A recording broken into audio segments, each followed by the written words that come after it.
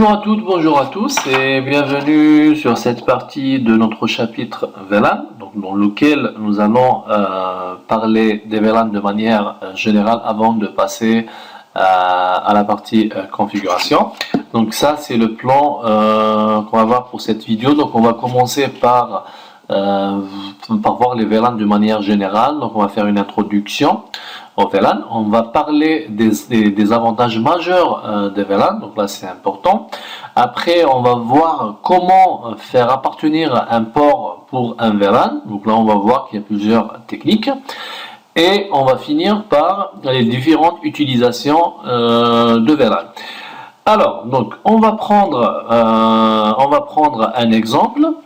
Donc juste un switch avec deux PC connectés directement à ce switch et un serveur. Donc quand on branche ces deux PC et ce serveur sur notre switch, donc ils peuvent communiquer entre eux sans même préconfigurer le switch. D'accord, c'est du plug and play, on branche et ça fonctionne directement. Donc là, on peut dire que toutes les entités, donc les deux PC et le serveur, font partie du même LAN. Donc là, on parle de LAN, d'accord? Ça, c'est des choses que vous avez déjà vues dans le cours, la formation ICND1. Donc LAN, ça veut dire quoi? Local Area Network. Donc tous les équipements, physiquement, ils sont branchés vers le même switch. Donc par défaut, ils peuvent communiquer. Pourquoi? Parce qu'ils appartiennent au même LAN physique. D'accord? Alors, donc maintenant, au contraire, si on veut ou bien si vous souhaitez interdire la communication entre certaines entités, entre ces deux PC par exemple, donc que certains PC personnels par exemple ne puissent pas communiquer avec des PC de production. Par exemple, si vous avez ce serveur qui est en production et vous avez deux PC personnels, je ne veux pas qu'il y ait une communication entre ces deux PC avec ce serveur. Donc là, on a deux solutions. Première solution, c'est quoi? Donc c'est de prendre un deuxième switch, carrément. Je vais mettre mon serveur. Donc là, j'ai les deux PC qui sont branchés. Donc là, je vais enlever ce câble et je vais le mettre au niveau du deuxième switch. Donc là, je dois utiliser un deuxième switch. Donc ça, c'est la première solution, manière d'isoler les deux. Deuxième solution, c'est de faire quoi? Donc c'est de prendre le même switch, d'accord? Donc là on va remettre le même câble, d'accord, pour ce serveur. Sauf que là, on va segmenter ce switch en deux parties différentes, d'accord?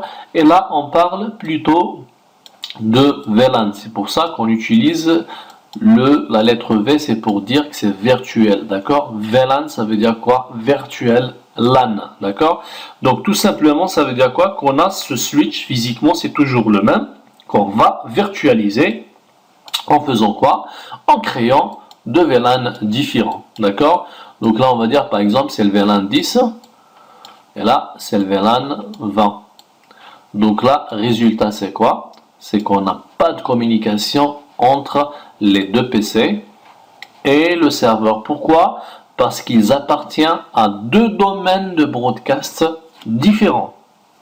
Donc là, on peut dire que un réseau local virtuel ou bien un VLAN est un réseau logique indépendant, d'accord? Donc là, on a deux réseaux différents. Donc c'est un réseau logique indépendant, sachant qu'au niveau du même switch, on peut créer plusieurs VLAN. Et là, c'est tout dépend de la gamme du switch qu'on utilise. Donc là, c'est des choses qu'on va voir plus en détail dans la partie configuration. Donc le nombre de VLAN supportés par chaque switch. Donc par exemple, les entités branchées sur les ports du switch configurés sur le VLAN 10, par exemple le PC1 et le PC2. Maintenant qu'on a fait une segmentation niveau 2, donc là on parle du niveau 2. Donc là on revient toujours et toujours au modèle OSI. Donc là, on parle des VLAN, ça veut dire quoi? Ça veut dire qu'on travaille au niveau de quelle couche? Au niveau de la couche 2. Donc, qui dit VLAN, c'est la couche 2. D'accord? Donc, on a fait une segmentation niveau 2. Donc, les deux PC, ils appartiennent au VLAN 10. Le serveur, il appartient au VLAN 20. Ça veut dire quoi? Ça veut dire que même si je vais faire une bonne configuration niveau 3, donc je vais donner par exemple des adresses IP dans le même réseau pour les trois. PC1, PC2 et PC3, vous allez voir que si je vais faire un ping du PC1 vers le PC 2, donc ça marche, pas de souci. Pourquoi? Parce qu'ils appartiennent au même domaine de diffusion ou bien au même domaine de broadcast. Par contre, si je vais essayer de faire un ping à partir du PC1 vers le serveur ou bien à partir du PC2 vers le serveur, donc ça marche pas. Pourquoi? Même si on a fait la bonne configuration niveau 3, ça bloque. Pourquoi? Parce que niveau 2, ils appartiennent à deux domaines de broadcast différents. Alors maintenant, on passe aux avantages majeurs des VLAN. Donc on a trois avantages majeurs pour les VLAN. Donc premier avantage, c'est la segmentation. Deuxième avantage, c'est la flexibilité. Troisième avantage, c'est la sécurité. Alors, on va commencer par l'avantage segmentation. Alors, cette segmentation, c'est par rapport à quoi? Donc, supposons que on a les trois switches. Donc, ça, c'est un immeuble où vous avez un switch par étage, par exemple. Après, vous avez un switch fédérateur, d'accord, qui relie tout le monde avec une sortie vers Internet, par exemple. Donc là, c'est le réseau Internet. Donc, à partir de ce switch, tout le monde peut sortir vers le réseau Internet. Alors, maintenant, on va parler de la communication locale. Donc, si je vais prendre les switches par défaut, donc sans configuration, je vais juste brancher, donc faire un branchement physique avec une configuration au niveau du routeur et une sortie vers Internet. Donc, au niveau de tous les PC, je vais donner des adresses IP, les bonnes adresses IP avec la bonne adresse IP du routeur comme passerelle par défaut pour la sortie Internet. Donc, pas de souci, c'est tout le monde qui peut sortir vers le réseau Internet. Alors, l'inconvénient, c'est quoi? Donc, vous avez déjà vu le protocole ARP, Address Resolution Protocol. Donc, on va prendre comme exemple, d'accord, pour montrer les avantages ou bien l'un des avantages des VLAN qui est la segmentation. Alors, si je veux communiquer par exemple à partir de ce PC, donc là j'ai une carte réseau avec une adresse IP, une passerelle et un masque configuré au niveau de cette carte réseau. Donc si je veux envoyer par exemple un ping vers un PC qui est juste à côté, donc là les deux PC sont physiquement dans le même bureau, d'accord? Donc physiquement les deux PC sont au niveau du même bureau. Donc si j'envoie un broadcast ou bien si je veux envoyer un fichier à partir de ce PC, on va dire que c'est le PC 1, d'accord, et là c'est le PC 2. Donc ils sont au niveau de quel étage? Au niveau du deuxième étage, ok, d'accord, ou bien un troisième étage. Alors si je veux partager un fichier par exemple que je veux récupérer à partir du PC 2, donc qu'est-ce qu'on va faire? Donc au niveau du PC 1, il va envoyer un broadcast de quel type? Du type ARP. Et le but c'est quoi? C'est pour récupérer l'adresse MAC du PC 2. On est d'accord que si je veux communiquer à partir du PC 1 vers le PC 2, je dois avoir quoi comme information? Donc l'adresse IP source, l'adresse IP destination. Ça, il n'y a pas de souci parce que l'adresse IP source, elle est déjà configurée au niveau de la carte réseau de ce PC. Et l'adresse IP de destination, donc c'est la personne qui veut récupérer le fichier à partir du PC2, donc doit connaître l'adresse IP du deuxième PC. Alors, ça c'est le niveau 3, d'accord? Pour le niveau 2, il nous faut quoi? Il nous faut l'adresse MAC source, qui est l'adresse MAC de ce PC, donc c'est le système d'exploitation qui va récupérer automatiquement l'adresse MAC de ce PC. Par contre, il me faut l'adresse MAC de destination. Donc, le protocole utilisé justement pour ça, c'est le protocole ARP, Address Resolution Protocol. Donc, le PC1, qu'est-ce qu'il va faire? Il va envoyer un broadcast. Alors, automatiquement, qu'est-ce qui va se passer? Donc, le broadcast va être envoyé pour tout le monde. Ça veut dire que si vous avez 1000 utilisateurs, donc c'est les 1000 utilisateurs ou bien les 1000 périphériques qui vont recevoir ce broadcast pour le partage de fichiers entre ces deux PC qui sont physiquement dans le même bureau. D'accord? Donc là, c'est un problème. Pourquoi? Parce que là, il y aura une consommation inutile de la bande passante. Alors, l'idée, c'est quoi avec les VLAN? C'est de faire une segmentation. Donc, si je crée le VLAN bleu, par exemple, au niveau des trois switches, je crée le deuxième VLAN, on va dire c'est le VLAN 2, par exemple, puisque le VLAN 1, il existe par défaut. Le VLAN 3 et le VLAN 4, d'accord? Donc là, c'est le VLAN 2. Ok, donc on a trois VLAN. Alors, je vais créer les mêmes VLAN au niveau de tous les switches. D'accord? Et maintenant, si je veux faire communiquer les deux PC, d'accord? On va dire qu'ils appartiennent au même VLAN, d'accord? Donc, qu'est-ce qui va se passer? Le PC, quand il envoie un broadcast, ça ne va pas être envoyé pour tout le monde, ça va être envoyé uniquement aux stations qui appartiennent au même VLAN bleu. Donc là, on va pas dire qu'on va éliminer les broadcasts, mais ce qui est bien, c'est qu'on va réduire la taille du domaine de broadcast. Donc au lieu que ça soit envoyé, par exemple, pour 1000 périphériques, ça va être envoyé pour 100 périphériques. Par exemple, si on a 100 périphériques qui sont branchés au niveau du VLAN bleu. D'accord? Donc, premier avantage, c'est la segmentation, dans le sens où on va faire une segmentation niveau 2. Le but, c'est quoi? C'est de réduire la taille du domaine de broadcast. Alors, deuxième avantage, c'est quoi? C'est la flexibilité. Alors, maintenant, cette flexibilité, c'est par rapport à quoi? Donc là, on va essayer de prendre le même exemple, donc le même schéma. Alors, supposons que dans la sphère d'activité de cette entreprise, d'accord? Donc il y a la personne qui est responsable, on va dire informatique de cette entreprise, et vous êtes l'intégrateur qui va faire la configuration du switching pour cette entreprise. Donc la personne, elle va vous demander, elle va vous dire voilà, dans la sphère d'activité de l'entreprise, il faut qu'il y ait une personne, on va dire c'est les ressources humaines par exemple, RH, d'accord.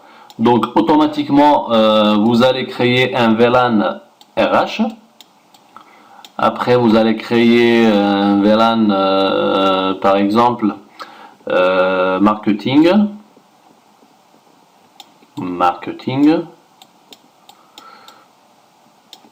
Et un VLAN finance, par exemple. C'est juste un exemple. Après, il n'y a pas de règle pour ça, d'accord? Donc là, c'est un design, on va dire, logique, niveau 2 pour les VLAN. Donc il faut prendre en considération le nombre d'utilisateurs et la quantité de données envoyées par tous les utilisateurs, d'accord, pour faire un bon design niveau 2 des VLAN. Alors, donc maintenant, la personne, elle va vous dire, pour les ressources humaines, par exemple, il faut qu'il y ait une personne qui travaille au niveau, on va dire, c'est le premier étage, deuxième et troisième étage. Donc la personne, elle va vous dire que pour les ressources humaines, il faut qu'il y ait au moins une personne au niveau du premier étage, une personne au niveau du deuxième étage et une troisième personne au niveau du troisième étage. Donc tout simplement ce que vous allez faire. Donc vous allez créer le même VLAN au niveau des 3 switches et vous allez affecter un port au niveau de chaque switch pour le VLAN bleu. D'accord ? Donc ça veut dire quoi? Ça veut dire les 3 personnes, elles appartiennent au même VLAN et donc au même domaine de diffusion. Donc là, on a créé combien de domaines de diffusion ou bien de broadcast? On a créé 3 domaines de diffusion. Donc le but ici, c'est que cette personne, quand elle va envoyer, ou bien le PC, lorsque j'envoie un broadcast à partir d'un broadcast qui sort de ce PC, ça va être envoyé où? Ça va être envoyé uniquement, bien sûr, pour les ports qui sont affectés au VLAN bleu. Donc du coup, même si vous avez des ports ici, s'ils ne sont pas affectés au même VLAN, le broadcast il ne va pas passer à travers ces ports. Donc ça va être envoyé directement vers les autres switches, là où vous avez des ports qui appartiennent au VLAN bleu. Donc là, on peut dire que cette flexibilité, c'est par rapport à quoi? C'est par rapport à l'endroit physique des employés ou bien des utilisateurs. Donc, c'est devenu très flexible. Ça veut dire, moi, j'ai tous les switches, je peux créer tous les VLAN que je veux au niveau des switches et je peux affecter les ports pour tous les VLAN que je veux. D'accord? Donc là, cette flexibilité, c'est par rapport à l'endroit physique des utilisateurs. Alors, troisième avantage, toujours pour les VLAN, donc là, c'est la sécurité. La sécurité, dans quel sens? Donc, si je reviens au premier exemple qu'on a vu tout à l'heure, donc en créant les deux VLAN ici, au niveau de ce switch, le VLAN 10 et le VLAN 20, donc par défaut, il n'y a pas de communication entre les deux, d'accord? On sait bien que périodiquement des données sensibles sont envoyées en broadcast ou bien en diffusion sur le réseau par des machines et particulièrement par les serveurs. Donc les VLAN permettent d'isoler les serveurs dans un même domaine de broadcast, d'accord? Donc si on reprend le deuxième exemple, donc si je veux par exemple, là on va dire que j'ai que des serveurs, d'accord? Au niveau de cet étage, j'ai que des serveurs. Par exemple, je vais mettre un serveur ici, à la place d'un PC, je vais mettre un serveur et je vais mettre un serveur. Donc là, qu'est-ce que je peux faire? Si je veux isoler les trois, à partir après les autres, c'est des employés, c'est des machines, c'est des imprimantes. Moi, ce que je veux faire, je veux isoler ces serveurs pour des raisons de sécurité. Donc tout simplement, je vais créer au niveau de ce switch, je vais créer un VLAN. Alors je vais prendre une couleur juste pour que ça soit clair pour vous. Je vais prendre une autre couleur, ou bien je vais prendre cette couleur, c'est mieux. Donc je vais créer ce VLAN, le VLAN vert, d'accord, au niveau de ce switch. Bon, j'utilise juste une couleur, mais après réellement c'est un numéro ID que vous allez donner pour le VLAN. Donc après on va voir la partie configuration. Donc je vais faire appartenir ce serveur ou bien ce port qui va vers ce serveur au VLAN vert. Je vais faire appartenir ce port qui va au deuxième serveur au VLAN vert. Et je vais faire la même chose pour le troisième serveur. Donc du coup le résultat ici c'est quoi? C'est que les trois serveurs ils appartiennent plus aux trois VLAN, hein, d'accord? Ils appartiennent au VLAN vert. Donc là on va mettre cette couleur. Et donc si j'envoie un broadcast à partir de ce PC par exemple, donc si j'envoie un broadcast, il va être reçu par qui? Il va être reçu uniquement par cette station, d'accord? Pourquoi? Parce que maintenant il ne reste que les deux stations qui appartiennent à ce VLAN, d'accord? Donc la sécurité dans le sens où si je vais faire appartenir par exemple les trois serveurs à un autre VLAN, donc il n'y aura plus de communication entre tout le monde avec les trois serveurs, d'accord? Après, on peut faire le routage inter-VLAN pour faire communiquer les différents VLAN. Mais sinon, par défaut, pas de communication entre les différents VLAN. Alors, maintenant, comment affecter un port pour un VLAN? Donc là, il y a plusieurs solutions. D'accord? La première, la plus basique, donc c'est très simple. Et c'est celle qui est la plus utilisée. Donc on crée le VLAN. Ici, par exemple, on a le VLAN 18.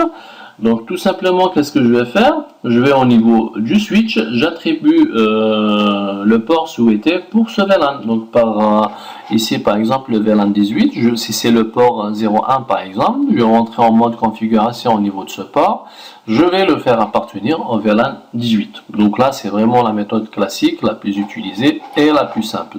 Alors deuxième méthode, là on doit utiliser un serveur. Bon, pas forcément un serveur, ça peut être une application installée au niveau d'un PC. Alors cette application, elle s'appelle VMPS, c'est VLAN Membership Policy Server. Donc l'idée c'est quoi? Donc l'idée c'est d'utiliser les adresses MAC des machines. Donc tout simplement au niveau de ce serveur, il faut créer une table avec deux colonnes.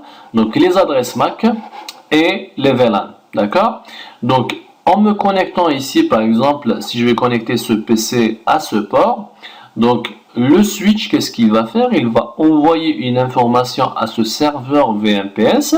Il va lui dire que le PC, par exemple, avec l'adresse MAC AA, c'est juste un exemple, réellement une adresse MAC, elle est sur 48 bits. Donc, je viens de recevoir une requête à partir d'un PC ou bien d'une station qui a l'adresse MAC AA. Donc, il va envoyer l'information au serveur. Le serveur, il va checker sa table ou bien il va vérifier sa table. Il va trouver que l'adresse MAC AA est associée avec le VLAN 18. Donc, le switch temporairement, qu'est-ce qu'il va faire? Il va affecter ce port au VLAN 18. D'accord? Donc là, on va dire que c'est une affectation en utilisant les adresses MAC des PC. Donc il faut déjà configurer le serveur VMPS en remplissant donc toutes les adresses MAC qui sont existantes au niveau de mon réseau et les faire mapper avec le VLAN souhaité pour chaque adresse MAC. D'accord? Alors, troisième solution. Donc c'est l'affectation, c'est quand vous avez un téléphone au milieu généralement. Donc au niveau d'un téléphone IP, vous avez un mini switch à deux ports. Donc un port qui va vers le switch et un port qui va vers un PC. Donc ici le but c'est quoi? C'est d'optimiser le nombre de ports utilisés au niveau d'un switch. Donc là avec un seul port, j'arrive à mettre un téléphone IP et un PC. D'accord? Alors, donc l'idée ici c'est quoi? Pareil, c'est très utilisé, donc c'est dans le cas où vous avez une solution de téléphonie sur IP. Donc on utilise la première pour attribuer le VLAN au PC, donc comme on l'a fait ici, donc je vais attribuer ce port pour le VLAN 18. Alors par contre pour le téléphone IP, donc on utilise le protocole CDP. CDP c'est un protocole que vous avez déjà vu dans le cours SIND 1, donc Cisco Discovery Protocol. Donc le switch ici utilise ce protocole pour savoir qu'il y a un téléphone Cisco qui est directement connecté à lui. D'accord? Donc, et le but c'est quoi? C'est d'affecter ce port pour un VLAN auxiliaire, c'est pas un VLAN data, d'accord? C'est un VLAN un peu spécial, ou bien un VLAN secondaire. Vous allez trouver sur certains documents le mot VLAN secondaire. Donc le but ici c'est quoi? C'est d'affecter le port pour un VLAN data pour le PC et un VLAN voice, d'accord? Et le but final c'est quoi? C'est pour séparer le trafic voice du trafic data, d'accord? Et bien sûr le but final c'est pour donner une priorité. C'est pour donner plus de priorité pour le trafic voice par rapport au VLAN, par rapport au trafic data.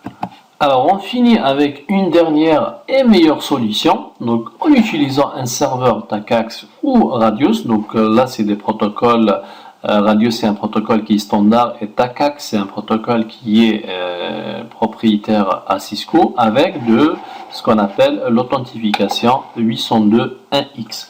Donc l'idée ici c'est quoi? C'est d'utiliser le protocole, quand on utilise le protocole 802.1x, il est possible grâce à la centralisation des profils au niveau d'un ou bien des serveurs Radius, donc on peut avoir plusieurs serveurs Radius ou bien des serveurs TACAX.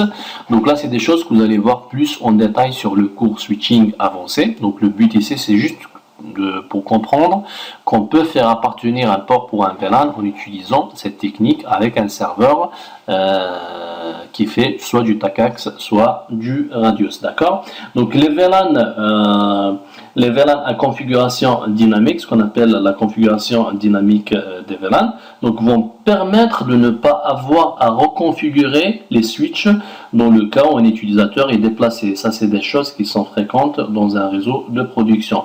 Donc ce qui est nécessaire dans le cas du VLAN de VLAN affecté par port. Donc la première technique qu'on a vue tout à l'heure. Donc un port peut être placé de façon dynamique dans un VLAN en fonction de la réussite ou de l'échec de l'authentification. Ça veut dire que l'utilisateur, donc il va s'authentifier. Donc une fois qu'il met le câble réseau, donc un prompt d'authentification qui s'affiche, il va mettre son compte utilisateur password et c'est le serveur, donc au niveau du serveur d'authentification, on a une base de données de tous les utilisateurs, de tous les comptes des utilisateurs. Donc soit en fonction soit de la réussite de l'authentification ou de l'échec. Donc si la personne ou l'utilisateur arrive à s'authentifier, donc le serveur il va envoyer une information pour dire que cet utilisateur doit être par exemple dans le VLAN 10 ou bien dans le VLAN 20, sachant que l'administrateur a déjà donc créé les groupes et associé les utilisateurs à des groupes et a fait un mappage entre les groupes et les VLAN, d'accord? Alors, donc ça c'est des choses comme je vous ai dit qui sont abordées dans le cours switching avancé. Donc ce qu'il faut retenir ici, c'est que l'affectation dynamique des VLAN est un paramètre qui se configure sur ou bien au niveau du serveur Radius ou bien TACAX, d'accord? Et au niveau des cartes réseau des utilisateurs, il faut bien sûr activer le protocole 802.1x. Alors maintenant, on va passer aux différentes utilisations de VLAN. Donc là c'est pour savoir que le nombre maximum de VLAN que l'on peut créer, donc tout dépend du switch qu'on va utiliser, tout dépend de la gamme du switch qu'on va utiliser. Donc là on remarque bien que c'est un incrément de 64. D'accord. Le VLAN 1 est créé toujours par défaut, ce qu'on appelle le VLAN native, et tous les ports du switch appartiennent à ce VLAN par défaut. Donc si c'est un switch à 24 ports, vous allez faire un show VLAN, donc c'est des commandes qu'on va voir après. Vous allez voir que par défaut tous les ports appartiennent au VLAN 1. D'accord? Alors, avant, première chose pour créer un VLAN, il faut donner un identifiant. Et par la suite, vous allez voir que vous avez d'autres options. Vous pouvez donner un nom, vous pouvez même donner une description. Donc là, par exemple, on a le VLAN 1 qui est par défaut, par exemple, on peut donner le nom management et on peut l'utiliser pour le management des équipements réseau. Donc on peut dédier un VLAN rien que pour le management des équipements réseau. D'accord? Après, je peux créer un VLAN 2 pour les commerciaux. Le VLAN 3, généralement, c'est le cas. On a toujours un VLAN ou bien, voire 2-3 VLAN pour la téléphonie ou bien pour la voix. Un VLAN 4 par exemple pour les finances, après tout dépend de la société, tout dépend des VLAN qu'on veut créer, tout dépend aussi du nombre d'utilisateurs qu'on veut affecter pour chaque VLAN. Alors les choses importantes qu'il faut retenir pour ceux qui veulent passer l'examen CCNA. Donc un VLAN tout simplement c'est quoi? C'est un domaine de broadcast ou bien un domaine de diffusion. Donc un VLAN créé, on attribue toujours un sous-réseau ou bien un réseau dédié. D'accord? Généralement c'est le cas. Un VLAN c'est un travail niveau 2. Si on veut compléter ce travail pour le niveau 3, on doit attribuer ou bien affecter un sous-réseau ou bien un réseau IP. Alors, donc là, c'est un petit peu tout ce qu'on a vu pour cette partie VLAN. Donc, on a commencé par une introduction au VLAN. Donc, on a vu qu'est-ce que c'est que les VLAN de manière générale. Donc, le V, c'est pour virtuel et LAN, c'est un Local Area Network. Donc, on peut prendre un switch. D'accord, qu'on va virtualiser. Le virtualiser, ça veut dire quoi? On va le segmenter en plusieurs VLAN.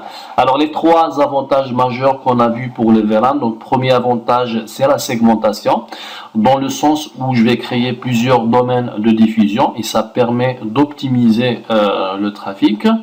Donc, deuxième avantage, c'est la flexibilité. Flexibilité, c'est par rapport à l'endroit physique des équipements. Troisième avantage, c'est la sécurité, dans le sens où par défaut, quand vous créez des VLAN, pas de communication, donc sauf si je vais configurer du routage inter-VLAN. Mais sinon, par défaut, pas de communication entre les VLAN. Alors, on a vu qu'il y a plusieurs techniques du comment faire appartenir un port pour un VLAN. On a fini par la meilleure technique et la plus déployée dans les réseaux de production, où vous avez plusieurs utilisateurs. Donc c'est de passer par un serveur d'authentification avec un des deux protocoles, soit Radius qui est standard, soit Tacax qui est propriétaire à Cisco. Et donc l'idée c'est quoi? C'est qu'au moment où l'utilisateur met son câble, ou bien c'est valable même pour le réseau Wi-Fi, donc avant de se connecter, ou bien en tapant son nom utilisateur, mot de passe sur le prompt d'authentification. Donc une fois le serveur donc vérifie cet utilisateur au niveau de sa base de données, donc le switch, qu'est-ce qu'il va faire? Il va affecter le port au bon VLAN, d'accord? Donc si l'utilisateur fait partie par exemple du groupe marketing et le groupe marketing c'est le VLAN 20, donc le switch automatiquement affecte ce port pour le VLAN 20. D'accord? Et on a fini par les différentes utilisations de VLAN. Donc ce qu'il faut retenir surtout, qu'on a toujours un seul VLAN par défaut et tous les ports appartiennent à ce VLAN. Donc voilà, j'espère que ça a été clair pour vous cette partie importante VLAN. Et je vous donne rendez-vous pour la suite. Allez, ciao!